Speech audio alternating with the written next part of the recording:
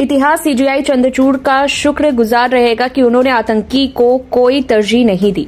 कांग्रेस काल के सीजेआई कांग्रेस के दबाव में आतंकी की फांसी रुकवाने के लिए कांग्रेसी वोट बैंक की खातिर सुप्रीम कोर्ट आधी रात को खुल जाता था। वह काला काल इतिहास में दर्ज है। सीजेआई चंद्रचूड़ ने कई ऐसे काम भी किए जिससे विपक्षी दलों ने बहुत खुशियां मनाई, लेकिन उनके पीएम मोदी के साथ पूजा के वीडियो, बाबरी मस्जिद, राम मंदिर पर फैसले से पहले श्री राम से पूछने का बयान और ये बयान की पीएम से मिलने में नुकसान नहीं क्योंकि वे सुप्रीम कोर्ट का बजट देते हैं। विदाई से पहले सीजेआई चंद्रचूड़ का इतना बड़ा यूटर्न देख विपक्ष भी हैरान है। इस साल गणेश चतुर्थी के दौरान प्रधानमंत्री नरेंद्र मोदी भारत के प्रधान न्यायाधीश डीवाई चंद्रचूड़ के आवास पर पहुंचे थे। उस समय उन्होंने गणपति की पूजा भी की थी, जिसे लेकर कांग्रेस और विपक्षी पार्टियों ने सवाल खड़े किए थे। अब इस पूरे मामले में सीजेआई डीवाई चंद्रचूड़ ने चुप्पी तोड़ी। उन्होंने कहा कि जब भी हाई कोर्ट के मुख्य न्यायाधीश और सुप्रीम कोर्ट के चीफ जस्टिस राज्यों और केंद्रों की सरकार के प्रमुख से मिलते हैं तो वे कभी भी किसी केस पर चर्चा नहीं करते।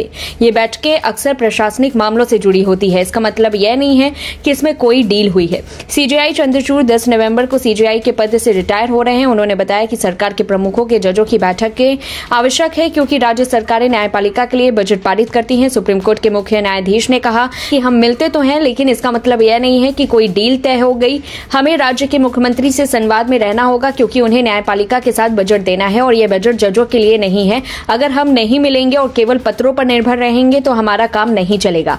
सीजेआई चंद्रचूड़ ने आगे कहा कि जब हम मिलते हैं तो मेरा विश्वास कीजिए, राजनीतिक व्यवस्था में बहुत परिपक्वता होती है।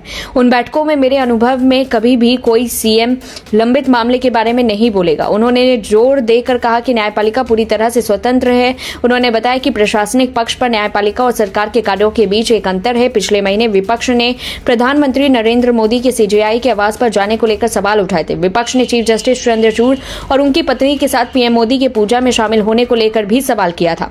सीजेआई चंद्रचूड़ के आवास पर पीएम मोदी के जाने को लेकर शिवसेना नेता संजय राउत ने कहा था कि संवैधानिक अधिकारियों और राजनीतिक नेताओं के बीच इस तरह की बातचीत से न्यायपालिका में विश्वास कमजोर हो सकता है। उन्होंने कहा था कि प्रधानमंत्री ने सीजेआई के आवास का दौरा किया और उन्होंने एक साथ आरती की। हमारी चिंता यह है कि जब संविधान के संरक्षक इस तरह से राजनीतिक नेताओं से मिलते हैं तो इससे संदेह पैदा होता है। महाराष्ट्र में हमारा मामला, जिसमें वर्तमान सरकार शामिल है, ये मुख्य न्यायाधीश के समक्ष सुना जा रहा है और प्रधानमंत्री इसका हिस्सा है। हमें इस बात की चिंता है कि क्या हमें न्याय मिलेगा। मुख्य न्यायाधीश को इस पूरे मामले से खुद को अलग करने पर विचार करना चाहिए। सीजेआई चंद्रचूड़ ने कहा कि सुप्रीम कोर्ट और वर्तमान सरकार के बीच प्रशासनिक संबंध शीर्ष अदालत की ओर से किए गए न्यायिक कार्यों से अलग है, लेकिन निश्चित रूप से हमें यह समझ जाना चाहिए कि इसका हमारे न्यायिक कार्यों पर कोई असर नहीं पड़ता। हमें यह समझना चाहिए कि जनता की ओर से देखी जा रही बैठक में कोई भी डील नहीं रहेगी। इस पूरी रिपोर्ट को लेकर के आपकी क्या कुछ राय है, कमेंट बॉक्स में बताएं। तब तक के लिए देखते रहिए live TV news. Devendra Fadnavis और संजय राउत की मुलाकात ने महाराष्ट्र की राजनीति में चर्चा को बढ़ा दिया है। एनडीटीवी मराठी के एक कार्यक्रम में दोनों नेताओं की मुलाकात हुई। इस दौरान देवेंद्र फडणवीस ने संजय राउत के साथ हाथ मिलाते हुए कहा, आज का यह फोटो ऑफ द डे है। महाराष्ट्र विधानसभा चुनाव के मद्देनजर यह मुलाकात महत्वपूर्ण मानी जा रही है। महाराष्ट्र की राजनीति में देवेंद्र फडणवीस और संजय राउत की मुलाकात ने कई सवाल खड़े किए हैं। दोनों नेताओं की मुलाकात के दौरान दिखाई दी गई गर्मजोशी ने राजनीतिक गलियारों में चर्चाओं को बढ़ा दिया है। इस मुलाकात के पीछे क्या राजनीतिक मंशा है, यह तो दोनों नेता ही जानते हैं, लेकिन यह तय है कि महाराष्ट्र की राजनीति में यह मुलाकात एक नई चर्चा को जन्म दे रही है। दोनों नेताओं की मुलाकात से क्या राजनीतिक समीकरण बदलेंगे, यह तो समय ही बताएगा, लेकिन यह तय है कि महाराष्ट्र की राजनीति में एक नए कहानी की शुरुआत हो चुकी है। वहीं इससे पहले वंचित बहुजन अघाड़ी ने दावा किया था कि उप मुख्यमंत्री देवेंद्र फडणवीस और उद्धव ठाकरे की मीटिंग भी हो गई थी। साथ ही उन्होंने ये भी दावा किया था कि राज्यसभा सांसद संजय राउत ने भी दिल्ली में भाजपा के चीफ जेपी नड्डा से मिले थे। हालांकि इसे लेकर दोनों ही दलों ने आधिकारिक तौर पर कुछ भी नहीं कहा था। वंचित बहुजन अघाड़ी के मुख्य प्रवक्ता सिद्धार्थ मोखले की तरफ से वीडियो मैसेज जारी कर कहा गया था कि संजय राउत ने 25 जुलाई को रात 2 बजे जेपी नड्डा से उनके घर पर मुलाकात की थी। उन्होंने दावा किया था कि इसके बाद 5 अगस्त रात को 12 बजे महाराष्ट्र के उप मुख्यमंत्री देवेंद्र फडणवीस मातोश्री बंगले पर गए थे। वह अकेले ही गए थे। दोनों के बीच करीब 2 घंटे तक बैठक चली थी। उन्होंने कहा था इसके बाद 6 अगस्त को ठाकरे दिल्ली गए। वंचित बहुजन अघाड़ी के प्रवक्ता ने आगे कहा था कि उद्धव ठाकरे को साफ साफ कहना चाहिए कि दिल्ली दौरे पर उनके साथ कौन गया था और वहां उन्होंने किससे मुलाकात की थी। सिद्धार्थ मोखले ने ये भी कहा था कि हमें जो जानकारी मिली है उसे हम जनता के सामने रख रहे हैं। फिलहाल इस खबर में इतना ही। बाकी अपडेट के लिए बने रहिए लाइव टीवी न्यूज के साथ। पंजाब में मार्च 2022 में आम आदमी पार्टी की सरकार बनी थी। तब भगवंत मान ने पंजाब के 17वें मुख्यमंत्री के रूप में शपथ ली थी। तब से ही वे मुख्यमंत्री हैं। सीएम के अलावा वे आम आदमी पार्टी पंजाब इकाई का संयोजक भी हैं। 2017 को पार्टी ने उन्हें ये जिम्मेदारी सौंपी थी। उस समय वे संगरूर से सांसद थे। भगवंत मान प्रदेश के मुख्यमंत्री और संयोजक पद दोनों के साथ साथ भूमिका निभा रहे हैं, लेकिन अब उन्होंने एक पद से इस्तीफा देने की पेश की है। वहीं दिल्ली के शराब घोटाले में जेल से जमानत पर रिहा हुए अरविंद केजरीवाल अब नए खेल में जुट गए हैं। केजरीवाल की कभी पहली पसंद नहीं रहे पंजाब के मुख्यमंत्री भगवंत मान के कतरने की तैयारी कर रहे हैं। इसके अलावा उनके जेल में रहते जिस वैभव कुमार ने आप नेता स्वाति मालीवाल से मारपीट की थी, उसको पुरस्कार स्वरूप प्रमोट करने की तैयारी केजरीवाल ने कर ली है।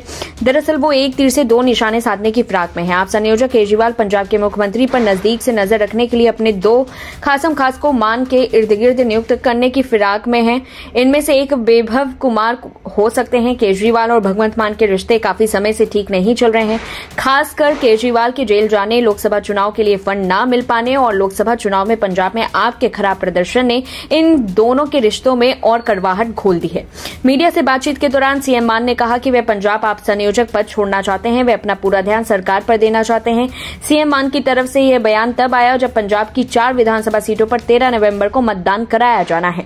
मुख्यमंत्री भगवंत मान ने प्रदेश प्रधान की जिम्मेदारी से मुक्ति की इच्छा जताई। इसके साथ ही उन्होंने नए चेहरों का आगे आने व नई जिम्मेदारियों का निर्वहन करने की बात कही।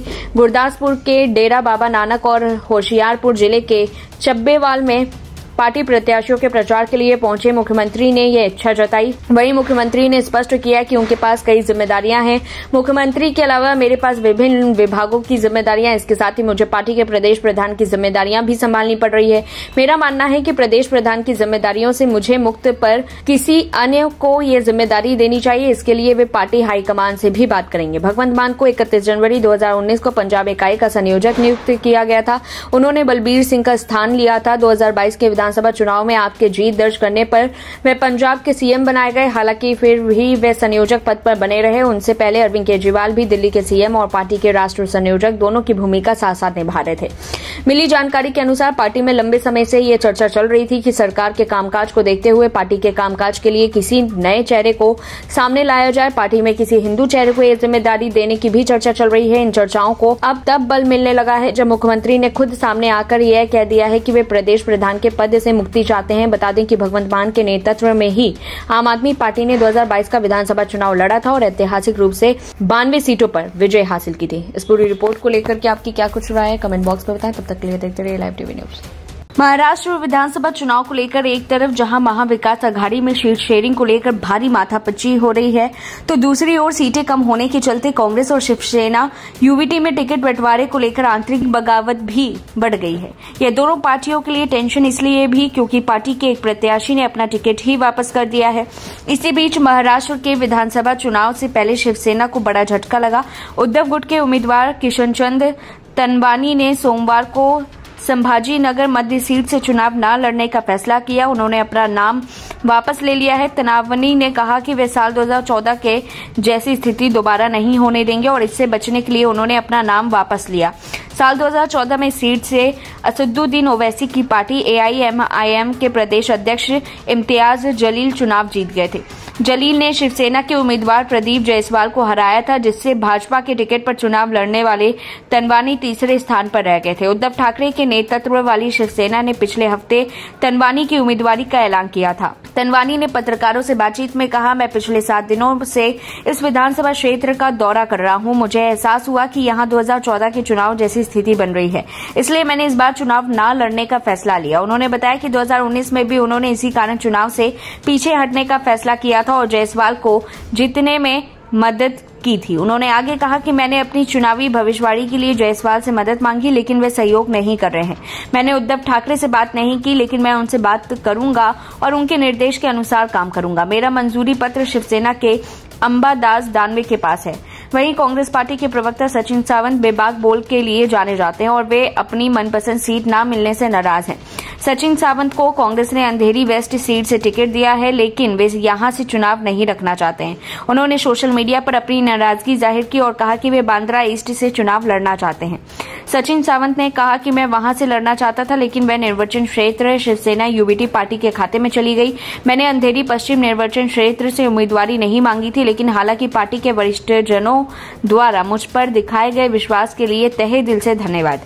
लेकिन मैंने महाराष्ट्र कांग्रेस पार्टी प्रभारी रमेश चेन्नितला से पार्टी के फैसले को बदलने का अनुरोध किया। वहीं आपको बता दें कि इंडी गठबंधन के घटक दलों में शामिल आम आदमी पार्टी के नेता अरविंद केजरीवाल महाराष्ट्र चुनाव प्रचार करेंगे, लेकिन वे कांग्रेस उम्मीदवारों के लिए नहीं बल्कि एनसीपी, शरद पवार गुट और शिवसेना उद्धव ठाकरे के उम्मीदवारों के पक्ष में प्रचार करेंगे। यही हाल यूपी में अखिलेश यादव ने कांग्रेस को कर दिया है। यूपी की 9 सीटों पर हो रहे उपचुनावों में कांग्रेस 3 से 4 सीटें मांग रही थी। कई दिनों तक इस बात को लेकर दोनों नेताओं में बात नहीं हुई। ऐसे में देखना है कि क्या अरविंद केजरीवाल, अखिलेश यादव और तेजस्वी यादव झारखंड और महाराष्ट्र में इंडिया गठबंधन के उम्मीदवारों के लिए वोट मांगेंगे।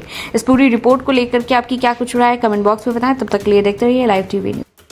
महाराष्ट्र विधानसभा चुनाव को लेकर टीवी9 भारतवर्ष के सत्ता सम्मेलन महाराष्ट्र में बाबा सिद्दीकी के बेटे और एनसीपी नेता जिशान सिद्दीकी भी शामिल हुए। जिशान सिद्दीकी कांग्रेस छोड़ने के साथ साथ चुनाव से जुड़े कई अहम मुद्दों पर खुलकर अपनी बातें रखी। कांग्रेस छोड़ने के सवाल पर जिशान ने कहा कि हम पार्टी में 15 साल रहे, लेकिन दुखी होकर बाहर निकले हैं। अजीत पवार गुट की एनसीपी ने जिशान को बांद्रा ईस्ट से चुनावी मैदान में उतारा। जिशान इसी सीट से विधायक भी हैं। जिशान सिद्दीकी ने आगे कहा कि जहां तक राहुल गांधी की बात है तो वो अच्छे नेता हैं। मल्लिकार्जुन खड़गे जी भी अच्छे नेता हैं। मैंने कभी भी उनके बारे में बुरा नहीं कहा, लेकिन राहुल गांधी के आसपास जो लोग रहते हैं उन लोगों ने उन्हें नीचा दिखाने की सुपारी ले रखी। आज भी कांग्रेस में एक बड़ा वर्ग है जो मुस्लिम विरोधी है। हमने धर्म की राजनीति ना तो कभी की है और ना ही कभी करेंगे। वहीं राहुल गांधी से मिलने के लिए 10 किलोग्राम वजन कम करने को लेकर जिशान ने कहा कि हाँ, मुझे ऐसा कहा गया था। मुझे कहा गया था कि आप अपना 10 किलोग्राम वजन कम करिए, तब राहुल गांधी मुलाकात करेंगे। 15 साल कांग्रेस में रहे, लेकिन दुखी होकर बाहर निकले। मोहब्बत की दुकान खोलने की बात करना और दिल में मोहब्बत रखना दोनों ही अलग चीजें हैं। हम अभी जिस राष्ट्रवादी कांग्रेस पार्टी में हैं वो मुस्लिम विरोधी नहीं है। वहीं महाराष्ट्र चुनाव में सीट शेयरिंग को लेकर कांग्रेस उद्धव वाली शिवसेना और शरद पवार वाली एनसीपी में मामला उलझा हुआ है। अभी तक यह तय नहीं हो पाया है कि महाविकास अघाड़ी में कौन कितनी सीटों पर चुनाव लड़ेगा। इस बीच एमवीए में कांग्रेस ने बड़ा भाई वाला दाव चल दिया है। पहला उसका ना तो 85-85 वाला फॉर्मूला चला और ना अब 95 वाला फॉर्मूला तय हो पाया। अब उसने 99 सीटों पर अपने उम्मीदवारों का ऐलान कर दिया है। महाविकास अघाड़ी में सीट शेयरिंग को लेकर जारी माथापाची को देखकर राहुल गांधी भी पक गए हैं। यही वजह है कि जब सीसी यानी कांग्रेस चुनावी समिति की बैठक हुई तो राहुल गांधी को गुस्से में देखा गया। राहुल गांधी के गुस्से से अब कांग्रेस के भीतर ही नहीं बल्कि एमवीए में खलबली मच गई है। सीट बंटवारे का फॉर्मूला लगातार बदल रहा है। 85-85-85 वाले फॉर्मूले को छोड़ कांग्रेस आगे निकल चुकी है और अब 99 सीटों पर उसके उम्मीदवार मैदान में है। ऐसे में शरद पवार वाली एनसीपी और उद्धव ठाकरे वाली शिवसेना की भी टेंशन बढ़ गई। कांग्रेस के इस दाव से उन दोनों की उलझन बढ़ गई है। अब जब कांग्रेस 99 सीटों पर उम्मीदवार उतार चुकी है तो ऐसे में शिवसेना और एनसीपी को 95 सीटों पर ही संतोष करना पड़ेगा। कांग्रेस ने जिस तरह से अपनी सीटें 99 छेक ली है, ऐसे में लग रहा है कि एमवीए में कांग्रेस ही बड़ा भाई बन रही है। दरअसल महाराष्ट्र में महाविकास अघाड़ी में शामिल 3 प्रमुख पार्टियों ने विधानसभा चुनाव में अपने 85-85 सीटों पर उम्मीदवार उतारने का फॉर्मूला तय किया था। इसके बाद 95 सीटों पर सहमति बनने की बात आई, मगर कांग्रेस को छोड़कर अब तक किसी ने भी 95 सीटों पर अपने उम्मीदवारों का ऐलान नहीं किया। बताया गया है कि कुछ सीटों पर पेच है। अभी तक एनसीपी 76 और शिवसेना 87 सीटों पर उम्मीदवारों का ऐलान कर चुकी है। एमवीए में कांग्रेस, राष्ट्रवादी कांग्रेस पार्टी और शिवसेना शामिल है। बता दें कि महाराष्ट्र में कुल 288 विधानसभा सीटें हैं। एकनाथ शिंदे के नेतृत्व वाली महायुति सरकार सत्ता में है। महाराष्ट्र में सभी सीटों के लिए एक ही चरण में 20 नवंबर को वोटिंग होनी है। महाराष्ट्र चुनाव के रिजल्ट 23 नवंबर को आएंगे।